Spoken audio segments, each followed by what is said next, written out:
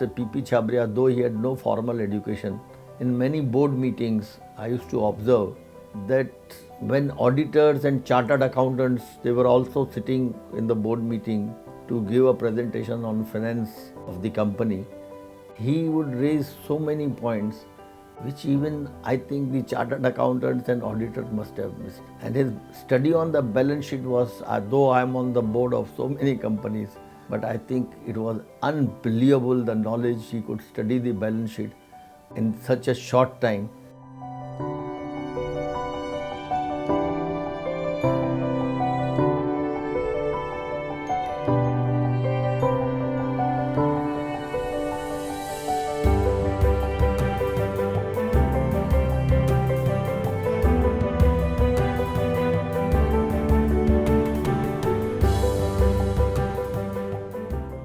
It was Mr. P.P. Chhabria who first admired that vision, not only for an institution, but vision for India and how our higher education should be. Because he firmly believed that only it's education and the enlightenment of a student during his higher education that can really shape the destiny of India.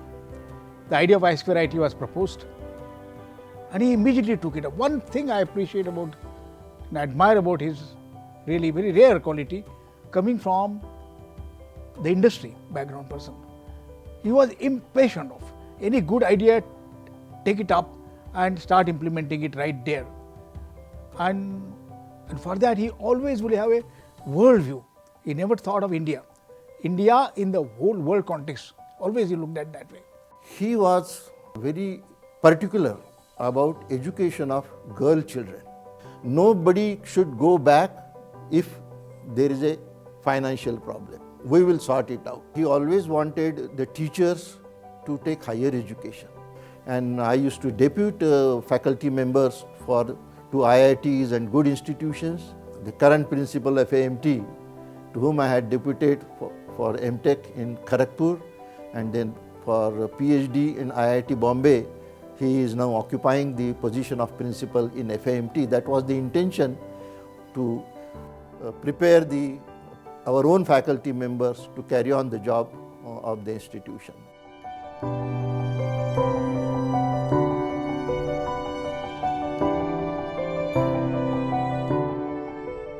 One of the great things about him, I found his life full of inspiration. In fact, I read his biography, which he himself had presented to me. And I often quote from that biography. And I do so because I find that he was not born with a silver spoon. He struggled very hard during his childhood and during his youth. And fighting in that adversity and creating opportunity was something that was exceptional as far as he was concerned. Unfortunately, in 2002, he, at the age of 72, suffered a severe back ailment for which he was told by several leading doctors in Pune that he'd probably consider quit working and maybe complete bed rest. That to him was the unthinkable. He did not think quitting was an option.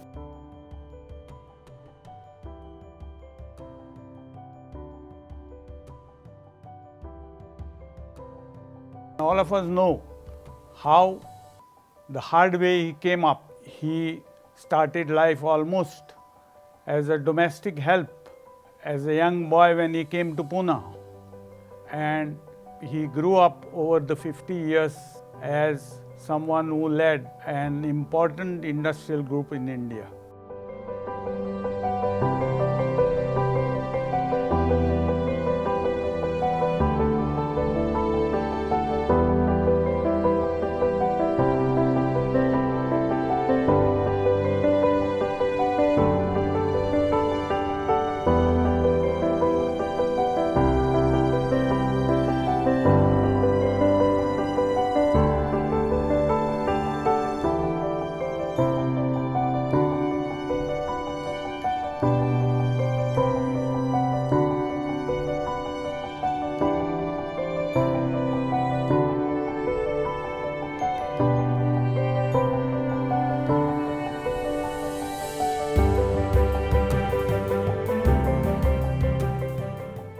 had a mission in life. He identified himself with the company for which he worked very hard over the years, ably supported by his younger brother KP.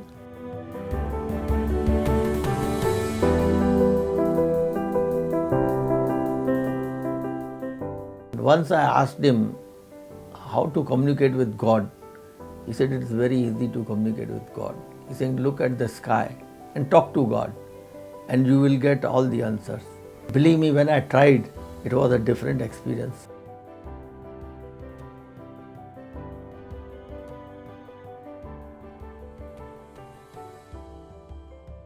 PP sir was actually a person who was by every means healthy, wealthy and wise.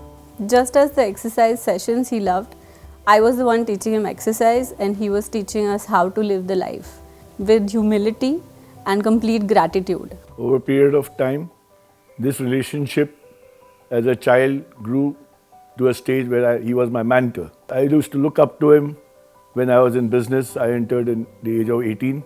Later on in life, when I shifted to Pune, it was only with his suggestions and advices that I am what I am today.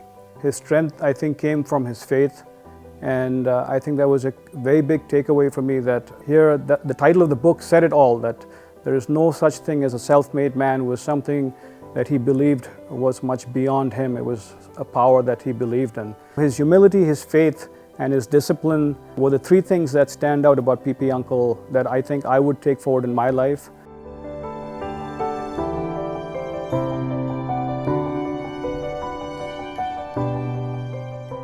I call him a very rich man.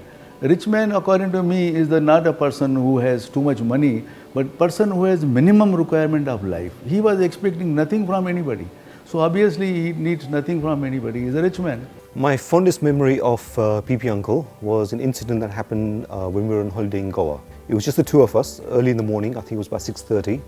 We're going for a walk on the beach. As we were walking along, the sole of his training shoe came off.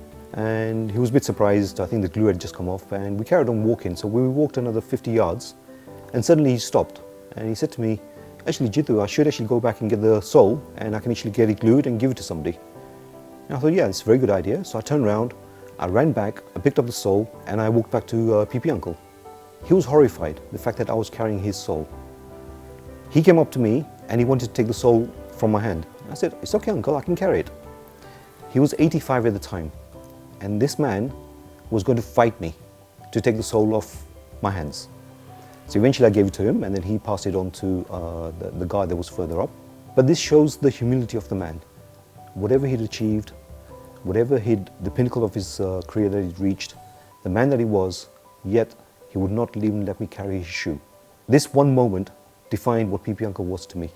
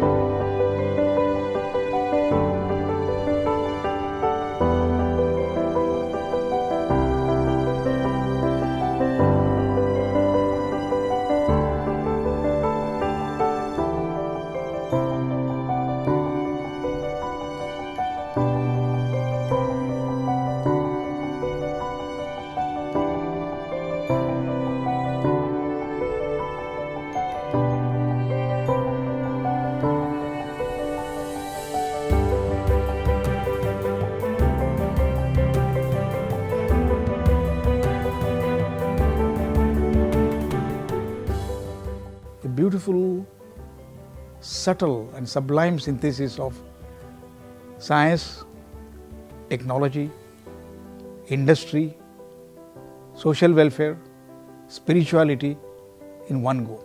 You know, they say individuals go away, but institutions don't. To me, PPC was not an individual. He was an institution, so he will never go away. His spirit, his motivation, his vision will continue to guide us in decades to come.